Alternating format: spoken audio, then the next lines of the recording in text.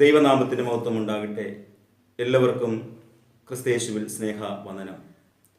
ദൈവം ദാനമായി നൽകിയ ഒരു ദിവസം കൂടെ ദൈവത്തെ ആരാധിക്കുന്നതിനും മഹത്വപ്പെടുത്തുന്നതിനും നന്ദിപൂർവ്വം ജീവിക്കുന്നതിനും നമ്മുടെ നല്ല നടപ്പിനും നല്ല ജീവിതത്തിനും ആവശ്യമായ ദൈവവചനം പങ്കുകൊള്ളുന്നതിനും ദൈവം ഒരുക്കിയ ഈ വലിയ അവസരത്തെ ഓർത്ത് നമുക്ക് ഹൃദയപൂർവ്വം കർത്താവിന് നന്ദി പറയാം. പ്രാർത്ഥനാപൂർവം ഇന്നത്തെ വചന ധ്യാനത്തിലേക്ക് പ്രവേശിക്കുന്നു. അതിനാധാരമായി എടുത്തിരിക്കുന്ന വേദഭാഗം വിശുദ്ധ യോഹന്നാൻ എഴുതിയ സുവിശേഷം 15-ാം അധ്യായം അതിൻ്റെ 16-ാമത്തെ വാക്യം. നിങ്ങൾ എന്നെ തിരഞ്ഞെടുത്തു എന്നല്ല, ഞാൻ നിങ്ങളെ തിരഞ്ഞെടുത്തു, നിങ്ങൾ പോയി ഫലം കായ്ക്കേണ്ടതിനും നിങ്ങളുടെ ഫലം നിലനിൽക്കേണ്ടതിനും നിങ്ങളെ ആക്കി വച്ചിരിക്കുന്നു. നിങ്ങളുടെ നാമത്തിൽ പിതാവിനോട് അപേക്ഷിക്കുന്നതൊക്കെയും അവൻ നിങ്ങൾക്ക് തരുവാനായി തന്നെ. വിശുദ്ധ യോഹന്നാൻ എഴുതിയ സുവിശേഷം 15-ാം അധ്യായം 16-ാമത്തെ വാക്യത്തിൽ 4 കാര്യങ്ങളാണ് വളരെ ആശയസമ്പന്നമായി രേഖപ്പെടുത്തിയിരിക്കുന്നത്. നിങ്ങൾ പോയി ഫലം കായ്ക്കേണ്ടതിനും നിങ്ങളുടെ ഫലം നിലനിൽക്കേണ്ടതിനും നിങ്ങളെ ആക്കി വെച്ചുമിരിക്കുന്നു. നിങ്ങളുടെ നാമത്തിൽ പിതാവിനോട് അപേക്ഷിക്കുന്നതൊക്കെയും അവൻ നിങ്ങൾക്ക് തരുവാനായി തന്നെ. നൽകപ്പെട്ടിരിക്കുന്ന ഒരു മനുഷ്യായുസ്സിൽ ഏറെ ശ്രദ്ധിക്കപ്പെടുന്ന ഒരു ദൈവവചനമാണ്.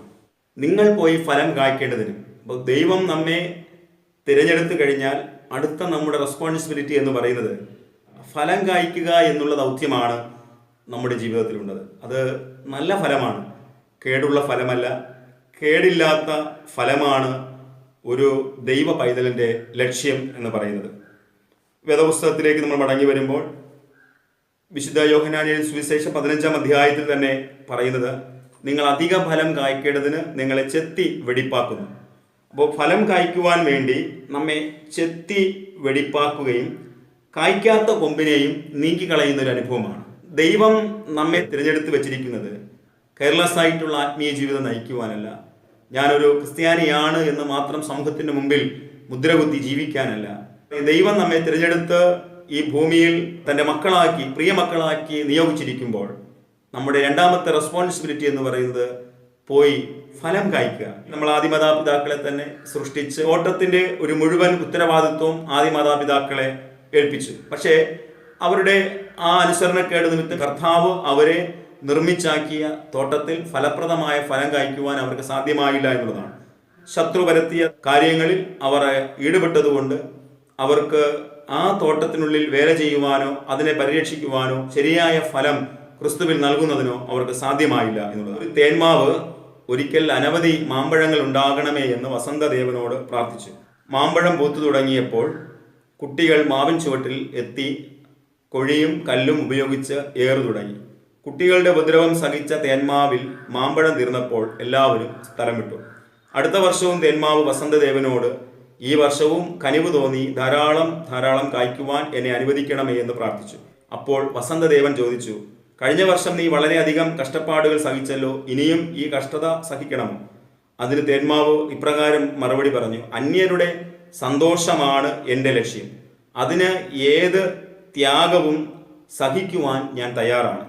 ആർക്കും ഒരു പ്രയോജനം ചെയ്യാതെ ജീവിക്കുന്നതിലും നല്ലത് കുറേ കഷ്ടതകൾ സഹിച്ച് കൊണ്ടായാലും അന്യർക്ക് ഉപകാരം ചെയ്യുന്നത് എത്രയോ നല്ല കാര്യം.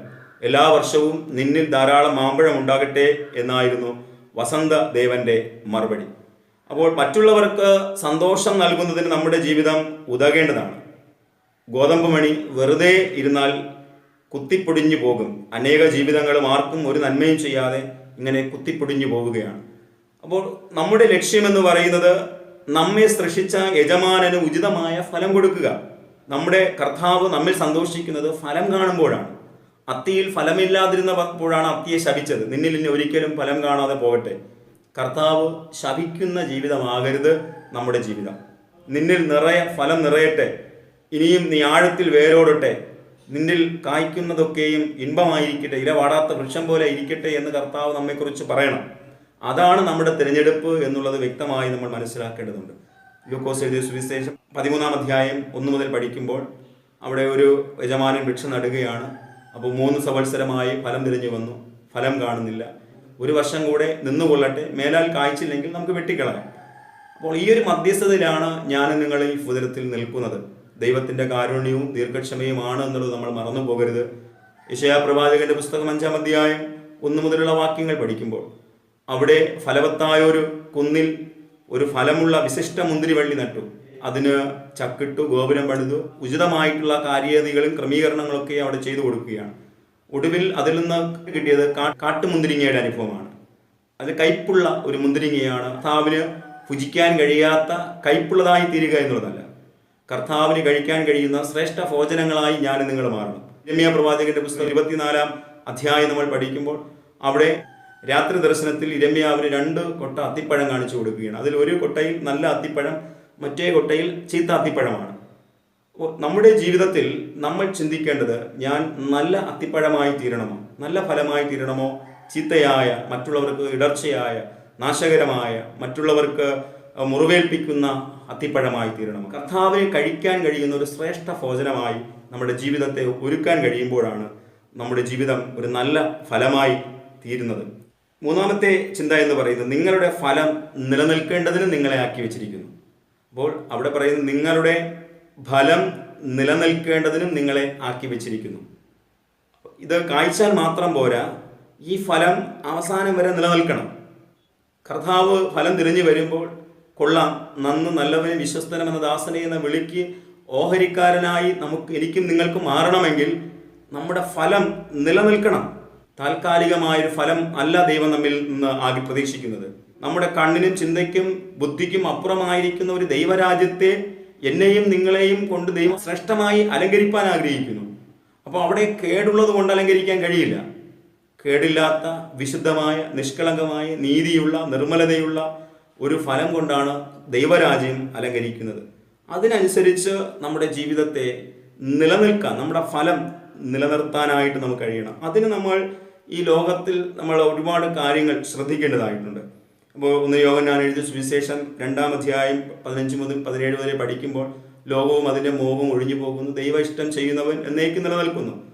അപ്പോൾ ആകെ ജഡമോഹം, കൺമോഹം, ജീവനത്തിൻ്റെ പ്രതാപം, ഇതെല്ലാം ലോകത്തിൽ നിന്ന് വരുന്നു. അപ്പോൾ ലോകത്തെയും ലോകത്തിനുള്ളതിനെയും നമ്മൾ സ്നേഹിക്കരുത്. സർവ്വലോകവും ദുഷ്ടന്റെ അധീനതയിൽ കിടക്കുന്നു. റോമർ എഴുതിയ ലേഖനം 12-ാം അധ്യായത്തിൽ പഠിക്കുന്നു, ആ സഹോദരന്മാരെ, ഞാൻ ദൈവത്തിന്റെ മനസ്സിൽ ഓർപ്പിച്ച് നിങ്ങളെ പ്രബോധിപ്പിക്കുന്നു, നിങ്ങൾ ബുദ്ധിയുള്ള ആരാധനയായി നിങ്ങളുടെ ശരീരങ്ങളെ ജീവനും വിശുദ്ധിയും ദൈവത്തിന് പ്രസാദമുള്ള യാഗമായി സമർപ്പിപ്പിൻ.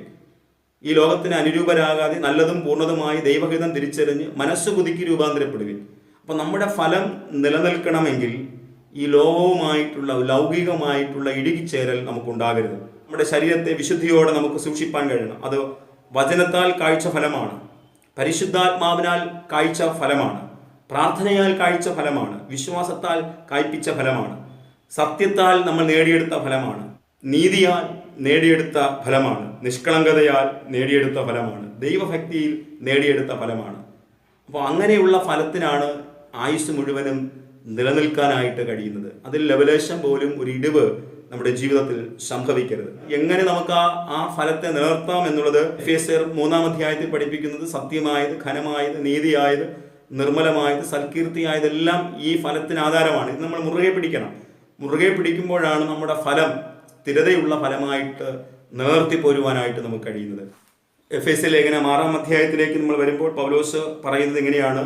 അതുകൊണ്ട് നിങ്ങൾ ദുർദിവസത്തിൽ എതിർത്ത് നിൽക്കുവാനും സകലവും സമാപിച്ചിട്ട് ഉറച്ചു നിൽക്കുവാനും കഴിയേണ്ടതിന് ദൈവത്തിൻ്റെ സർവായുധ വർഗം എടുത്തുകൊള്ളുവിൻ. നിങ്ങളുടെ അരയ്ക്ക് സത്യം കെട്ടുവിൻ. നീതി എന്ന കവചം ധരിച്ച് സമാധാന സുവിശേഷത്തിനായുള്ള ഒരുക്കം കാലിന് ചെരുപ്പാക്കുക. എല്ലാറ്റിനും മീതെ ദുഷ്ടന്റെ തീയമ്പുകളെ ഒക്കെയും കെടുക്കുവാൻ തക്ക വിശ്വാസം എന്ന പരിചയം എടുത്തുകൊണ്ട് നിൽക്കുവിൻ. രക്ഷ എന്ന ശിരസ്ത്രവും ദൈവവചനമെന്ന ആത്മാവിൻ്റെ വാളും കൈക്കൊള്ളുവിൻ. സകല പ്രാർത്ഥനയാലും യാചനയാലും ഏതു നേരത്തും ആത്മാവിൽ പ്രാർത്ഥിച്ചും അതിനായി ജാഗരിച്ചുകൊണ്ട് പ്രാർത്ഥനയിൽ പൂർണ്ണ സ്ഥിരത കാണിക്കുവിൻ. പ്രിയമുള്ളവരെ, ഈ തിരഞ്ഞെടുപ്പ് വളരെ കണ്ടീഷനോടുകൂടിയുള്ള തിരഞ്ഞെടുപ്പാണ്. അതിൻ്റെ ലക്ഷ്യം ഫലം കായ്ക്കുക എന്നുള്ളതാണ്. ഫലം കായ്ക്കുക മാത്രമല്ല, ആ ഫലം നിലനിർത്തണം. ആ കായ്ക്കുന്ന ഫലം ഒടുവിലത്തെ നിമിഷം വരെയും നമ്മുടെ ആത്മാവ് ശരീരത്തിൽ നിന്ന് വേർപെടുന്നത് വരെയും നിലനിർത്തുവാൻ കഴിയണം. കർത്താവ് ആഗ്രഹിക്കുന്ന സമയത്ത് നമ്മുടെ ഉള്ളിൽ ഒരു നിക്ഷേപം ഉണ്ടാകണം. അതാണ് സ്വർഗീയ നിക്ഷേപം. അതുകൊണ്ട് കാഴ്ച ഫലം നഷ്ടപ്പെട്ടു പോകാതെ സൂക്ഷിക്കേണ്ട ഉത്തരവാദിത്വം എൻ്റെയും നിങ്ങളുടെ ഉത്തരവാദിത്വമാണ്. സാത്താൻ വരുന്നത് മോഷ്ടിപ്പാനും അറുപ്പാനും മുടിപ്പാനും എന്ന് വിശുദ്ധ യോഹന്നാന്റെ സുവിശേഷം 10-ാം അധ്യായത്തിൽ പഠിപ്പിക്കുന്നു. നമ്മുടെ ആത്മീയ നിക്ഷേപത്തെ എടുത്തുകൊണ്ടുപോകാൻ, നമ്മെ ജീവിതത്തെ ആത്മീയമായി തച്ചുടയ്ക്കുവാൻ, തകർക്കുവാൻ വരുന്ന സാത്താനെ നമ്മൾ തിരിച്ചറിയണം. വിശ്വാസം എന്ന പരിചയം എടുത്ത്, പ്രാർത്ഥന എന്ന പരിചയം എടുത്ത് നേരിടുവാൻ കഴിയാത്ത ഒരാൾക്ക് ഒരിക്കലും ഈ ഫലം നിലനിർത്താനോ സൂക്ഷിക്കുവാനോ കഴിയുകയില്ല. അതാണ് ആദിമാതാപിതാക്കളെ ഏൽപ്പിച്ചത്, ഈ തോട്ടം കാക്കാനും സൂക്ഷിപ്പാനും വേല ചെയ്യുവാനും കാക്കാനും. ഇത് തന്നെയാണ് ദൈവം നമ്മെ ഏൽപ്പിച്ചിരിക്കുന്നത്. നമ്മുടെ ആത്മീയ ജീവിതത്തെ, നമ്മുടെ തിരഞ്ഞെടുപ്പിനെ, നമ്മുടെ ഫലത്തെ, നാം ക്രിസ്തുവിനാൽ അധ്വാനിച്ച് നിർമ്മിച്ച ഫലത്തെ നിലനിർത്തുവാനായിട്ട് നമുക്ക് സാധ്യമാകുന്നില്ല എങ്കിൽ നമ്മുടെ ക്രിസ്തീയ ജീവിതം വളരെ പരാജയമാണ്. ഒടുവിൽ ആ വചനം ഇങ്ങനെയാണ് പറഞ്ഞ് അവസാനിപ്പിക്കുന്നത്: നിങ്ങളുടെ നാമത്തിൽ പിതാവിനോട് അപേക്ഷിക്കുന്നതൊക്കെയും അവൻ നിങ്ങൾക്ക് തരുവാനായിട്ട് തന്നെ. ഇങ്ങനെ ഒരു കാഴ്ചപ്പാടോടുകൂടെ, ഇങ്ങനെ ഒരു സമർപ്പണത്തോടുകൂടെ, ഇങ്ങനെ ഒരു ജ്വാലയോടുകൂടെ നമ്മൾ മുന്നേറിയാൽ നമ്മുടെ അപേക്ഷകൾ നിരസിച്ച് കളയാത്ത ഒരു ദൈവമാണ് നമ്മെ സഹായിക്കുന്ന ഒരു കർത്താവാണ്. നമ്മൾ കരയുമ്പോൾ, യാചിക്കുമ്പോൾ ദൈവം അതിനെല്ലാം ഉത്തരം തരും. അങ്ങനെ ഒരു സമർപ്പിത ജീവിതം ഈ ഭൂതലത്തിൽ നയിക്കാനായിട്ട് നമ്മുടെ തിരഞ്ഞെടുപ്പും വിളിയും നിയോഗവും മറന്നു പോകാതെ ജീവിക്കുവാൻ പരിശുദ്ധാത്മാവ് സഹായിക്കട്ടെ. ഈ ആത്മീയ ജീവിതം സുന്ദരമാകും, അനുഗ്രഹമാകും, നൈർമല്യമാകും, സൗമ്യതയുള്ള ജീവിതമാകും, അനേകർ ആഗ്രഹിക്കുന്ന ഒരു ജീവിതമായി തീരും. അതിനുവേണ്ടി നമ്മെ ഏൽപ്പിക്കാം. പരിശുദ്ധാത്മാവ് നമ്മെ സഹായിക്കട്ടെ. ആമേൻ. പ്രാർത്ഥിക്കാം. സർവശക്തനും കാരുണ്യവാനുമായ കർത്താവേ, സ്വർഗീയ പിതാവേ, ഞങ്ങൾക്ക് പ്രാർത്ഥനാപൂർവ്വം അവിടുത്തെ സന്നിധി വിനയപ്പെടുവാൻ തന്ന ഭാഗ്യത്തിനായ സ്തോത്രം. ഞങ്ങളുടെ തിരഞ്ഞെടുപ്പ് മറന്നു പോകാതെ ജീവിപ്പാൻ ദൈവം ഞങ്ങളെ സഹായിക്കണമേ. ആ തിരഞ്ഞെടുപ്പിൻ്റെ ഉദ്ദേശമായ ഫലം കായ്ക്കുക എന്ന അനുഭവം നമ്മുടെ ഉത്തരവാദിത്വമാണല്ലോ. ആ ഫലം കൃത്യമായി കായ്ക്കുന്നതിനും അതോടൊപ്പം ആ ഫലത്തെ നമ്മുടെ ജീവിതത്തിൻ്റെ ഒടുവിലത്തെ നിമിഷം വരെയും ഹൃദയമെന്ന നിലനിലത്തിൽ നിലനിർത്തിപ്പോരുവാനുള്ള കൃപ അവിടുന്ന് നൽകണമേ. ഈ ലോകത്തിൻ്റെ ചിന്തകളോ ഈ ലോകത്തിൻ്റെ ഇൻപങ്ങളോ ഒന്നും നമ്മുടെ ജീവിതത്തിൽ കടന്നു വരാതെ ദൈവവുമായുള്ള ആത്മീക ബന്ധത്തിൽ ജീവിക്കുവാൻ പരിശുദ്ധാത്മാവ് ഞങ്ങളെ സഹായിക്കണം. ഒടുവിൽ കർത്താവിലും അവൻ്റെ അമിതബലത്തിലും ശക്തിപ്പെടുമെന്നുള്ള പ്രത്യാശയോടെ ഞങ്ങൾക്ക് ജീവിപ്പാൻ ദൈവം ഞങ്ങളെ സഹായിക്കണം. വചനം എല്ലാവർക്കും ഈ പുതിയ നാളുകളിൽ അനുഗ്രഹമായി തീരട്ടെ. വിളിയും തിരഞ്ഞെടുപ്പും നിയോഗവും മറന്നു പോകാതെ കർത്താവെ, അതിൽ നിന്നും ദീപ്യമാകുന്ന ആ നന്മകളെ തിരിച്ചറിഞ്ഞ് ജീവിപ്പാനായിട്ട് ഓരോ പ്രിയപ്പെട്ടവരെയും അവിടുന്ന് സഹായിക്കണമേ. അതിനുവേണ്ടി ഞങ്ങളെ സമർപ്പിക്കുന്നു, ഒരുക്കുന്നു. ഞങ്ങളുടെ ജീവിതങ്ങളെ, വ്യക്തിപരമായ ജീവിതങ്ങളെ അവിടുന്ന് അനുഗ്രഹിക്കണം. വേദനകളുണ്ട്, ഭാരങ്ങളുണ്ട്, പ്രയാസങ്ങളുണ്ട്. അവയുടെ മധ്യത്തിലും കർത്താവിൻ്റെ തിരഞ്ഞെടുപ്പിൽ നിന്നുള്ള ഫലം കായ്ക്കുന്നതിനും കർത്താവെ ആ ഫലത്തെ നിലനിർത്തുന്നതിനുള്ള ഉത്തരവാദിത്വമുണ്ടല്ലോ, അത് പൂർണ്ണമായി നിറവേറ്റുവാൻ തിരുവാനും അവിടുന്ന് സഹായിക്കും. ഞങ്ങളെ താഴ്ത്തിയേൽപ്പിക്കുന്നു. കൃപയുടെ മറവിൽ മറച്ചുകൂടെ എല്ലാ മഹത്വവും അങ്ങേക്ക്. യേശു മുഖാന്തര പ്രാർത്ഥന കേട്ട് ഈ തിരുവചന പ്രകാരം ജീവിപ്പാൻ ഞങ്ങളെ ഒരുക്കണം, സഹായിക്കണം. ദൈവമുള്ള പിതാവേ, ആമേൻ. God bless you. ദൈവം നമ്മെ എല്ലാവരെയും സമൃദ്ധമായി അനുഗ്രഹിക്കുമാറാകട്ടെ.